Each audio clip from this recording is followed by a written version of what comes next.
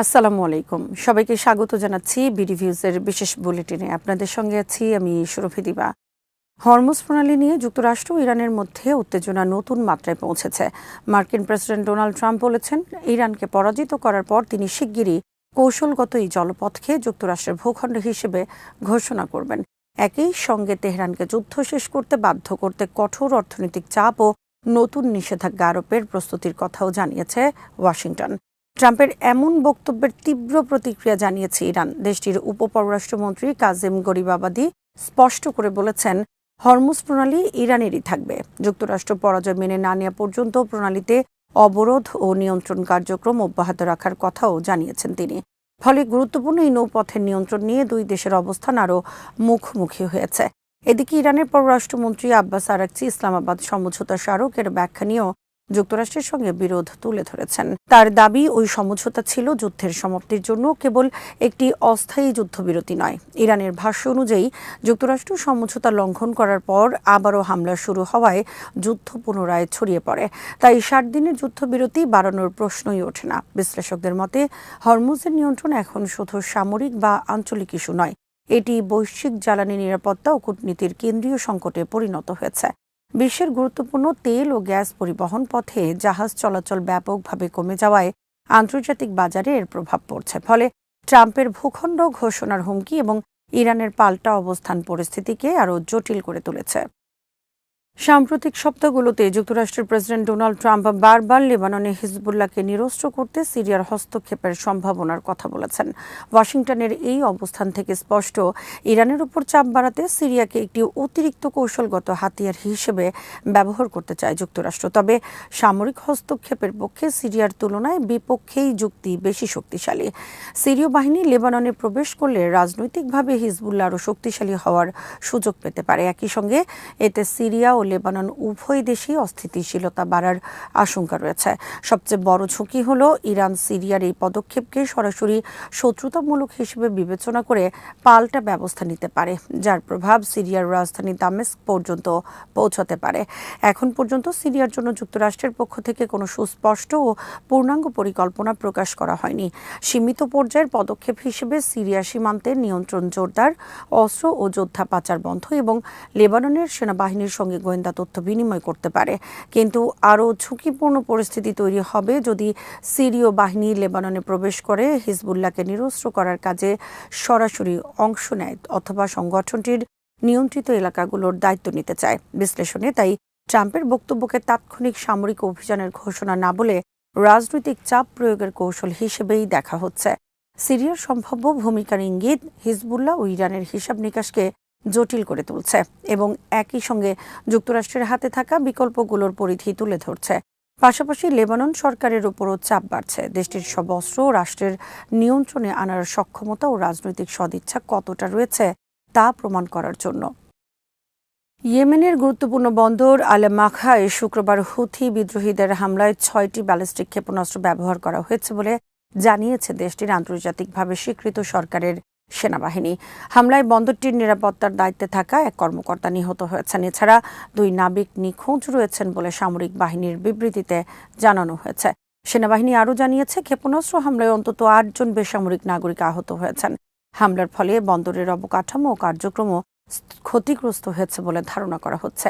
আল মাখা বন্দর ইয়েমেনের পশ্চিম উপকূলে অবস্থিত একটি গুরুত্বপূর্ণ বাণিজ্যিক ও মানবিক প্রবেশপথ। দেশটির জনগণের জন্য প্রয়োজনীয় খাদ্য, নিত্য প্রয়োজনীয় পণ্য এবং অন্যান্য সামগ্রী বন্দর দিয়ে প্রবেশ করে। দীর্ঘদিনের সংঘাত ও মানবিক সংকটে থাকা ইয়েমেনে এমন গুরুত্বপূর্ণ অবকাঠামোয় হামলা সাধারণ মানুষের দুর্ভোগ আরও বাড়াতে পারে বলে আশঙ্কা করা হচ্ছে। ইয়েমেন সরকারের সামরিক মুখপাত্র কর্নেল মাজিদ আল নুজাইলি বলেন, বন্দরটিতে হামলা এবং বেসামরিক অবকাঠামো লক্ষ্যবস্তু করা প্রমাণ করে যে হুথিরা ইয়েমেনের জনগণের উপর শ্বাসরুদ্ধকর অবরোধ চাপিয়ে দেওয়ার ব্যাপারে দৃঢ় প্রতিজ্ঞ। তিনি আরও বলেন, খাদ্য ও পণ্য সরবরাহের গুরুত্বপূর্ণ কেন্দ্রকে লক্ষ্য করে হামলা শুধু বন্দরটির নিরাপত্তাকেই হুমকির মুখে ফেলছে না, বরং সাধারণ মানুষের জীবনযাত্রা ও মানবিক সহায়তা পৌঁছানোর প্রক্রিয়াকেও বাধাগ্রস্ত করছে। ইয়েমেনে দীর্ঘদিন ধরে সরকারি বাহিনী ও হুথিদের মধ্যে সংঘাত চলছে। আঞ্চলিক উত্তেজনার মধ্যেই দেশটির বিভিন্ন গুরুত্বপূর্ণ স্থাপনা ও বন্দরকে ঘিরে নতুন করে হামলার ঘটনা পরিস্থিতিকে আরও জটিল করে তুলছে। আল মাখায় সর্বশেষ হামলার পর বন্দরটির নিরাপত্তা ও বাণিজ্যিক কার্যক্রম নিয়েও নতুন উদ্বেগ তৈরি হয়েছে। হরমুজ প্রণালীকে ইরানের ভূখণ্ড ও জলসীমার অবিচ্ছেদ্য অংশ হিসেবে দাবি করে মার্কিন প্রেসিডেন্ট ডোনাল্ড ট্রাম্পকে কড়া হুঁশিয়ারি দিয়েছেন দেশটির বিচার বিভাগের প্রধান গোলাম হোসেইন মোহসিন এজেই।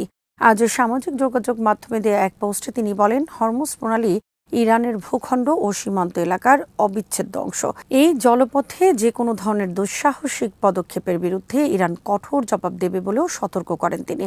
সম্প্রতি হরমুজ প্রণালী নিয়ে মার্কিন প্রেসিডেন্ট ডোনাল্ড ট্রাম্পের বিভিন্ন মন্তব্যের প্রতিক্রিয়ায় ইরানের বিচার বিভাগের প্রধান এসব কথা বলেন। তিনি ট্রাম্পের দাবিকে ভিত্তিহীন আখ্যা দিয়ে বলেন, আন্তর্জাতিক আইন ও জাতীয় সার্বভৌমত্বের নীতির আলোকে কৌশলগত এই জলপথের উপর ইরানের অধিকার রয়েছে। মোহসেনি এজেই আরও বলেন, কঠিন রাজনৈতিক ও সামরিক বাস্তবতায় ট্রাম্প একজন পরাজিত ব্যক্তি। তার ভাষায়, ভার্চুয়াল কর্মকাণ্ড ও বক্তব্যই এখন ট্রাম্পের জন্য মানসিক সান্ত্বনার বিষয় হয়ে দাঁড়িয়েছে। তিনি সরাসরি ট্রাম্পকে উদ্দেশ্য করে বলেন, ট্রাম্প ও তার উপদেষ্টাদের অবশ্যই জানতে হবে, আধিপত্যবাদের বুট কখনোই হরমুজ প্রণালীতে পা রাখতে পারবে না। ইরানের বিচার বিভাগের প্রধান আরও দাবি করেন, বহু বিলিয়ন ডলারের বিমানবাহী রণতরী দিয়েও যুক্তরাষ্ট্র যে লক্ষ্য অর্জন করতে পারেনি, কয়েকটি সামাজিক যোগাযোগ মাধ্যমের পোস্ট বা বক্তব্যের মাধ্যমে সেটি অর্জন সম্ভব নয়। যুক্তরাষ্ট্রের সঙ্গে পুনরায় আলোচনা শুরুর বিষয়ে এখনও কোনো সিদ্ধান্ত নেয়নি ইরান। দেশটির পররাষ্ট্রমন্ত্রী আব্বাস আরাকচি বলেছেন, ইসলামাবাদ সমঝোতায় নির্ধারিত 60 দিনের সময়সীমা ছিল আলোচনার একটি সুযোগ, কোনো যুদ্ধবিরতি নয় যে তা বাড়ানো হবে। আরাকচি বলেন, ইসলামাবাদ সমঝোতায় যুদ্ধের অবসানের কথা বলা হয়েছিল, কিন্তু যুক্তরাষ্ট্র সেই সমঝোতা লঙ্ঘন করেছে এবং আবারও সংঘাত শুরু হয়েছে। তার ভাষায়, আমাদের এমন কোনো যুদ্ধবিরতি ছিল না যা বাড়ানো যায়। আমাদের ছিল যুদ্ধের অবসান, আর এখন পরিস্থিতি নতুন পর্যায়ে প্রবেশ করেছে। মধ্যস্থতাকারী হিসেবে কাতার ও পাকিস্তান ইরানের সঙ্গে যোগাযোগ রাখছে এবং বিভিন্ন বার্তা আদান প্রদান করছে বলেও জানান তিনি। তবে এই যোগাযোগকে কোনোভাবেই যুক্তরাষ্ট্রের সঙ্গে সরাসরি বা আনুষ্ঠানিক আলোচনা হিসেবে দেখছে না তেহরান।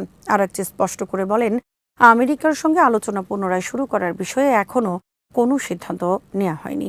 এদিকে হরমুজ প্রণালী নিয়ে ইরান ও ওমানের মধ্যে আলাদা আলোচনা চলছে। আরাকচির মতে, এটি মূলত একটি কারিগরি প্রক্রিয়া। প্রণালী দিয়ে জাহাজ চলাচলের জন্য নতুন সামুদ্রিক রুট নির্ধারণ করাই এর লক্ষ্য। আগের রুটগুলো বর্তমানে কার্যকর না থাকায় একটি অস্থায়ী রুট তৈরির কাজ চলছে, যা পরবর্তীতে স্থায়ী রুটে রূপ নিতে পারে। এই আলোচনায় দুই দেশের বিশেষজ্ঞ ও সশস্ত্র বাহিনীর প্রতিনিধিরা যুক্ত রয়েছেন। তবে আরাকচি জোর দিয়ে বলেন, নতুন নৌপথ নির্ধারণের আলোচনা এবং হরমুজ প্রণালী পুনরায় খুলে দেয়া দুটি আলাদা বিষয়। যুক্তরাষ্ট্রকে ইরানের নির্ধারিত অন্যান্য শর্ত পূরণ করতে হবে, সেগুলো পূরণ হলেই কেবল প্রণালী পুনরায় খোলার বিষয়টি বিবেচনা করা হবে। প্রিয় দর্শক, যুক্তরাষ্ট্র ইরান যুদ্ধ নিয়ে আরও সর্বশেষ সংবাদ এবং বিশ্লেষণ থাকছে আমাদের সন্ধ্যার বুলেটিনে। আজ এখানেই শেষ করছি। সবাই ভালো থাকুন, সুস্থ থাকুন আর দেখতে থাকুন বিডি ভিউজ।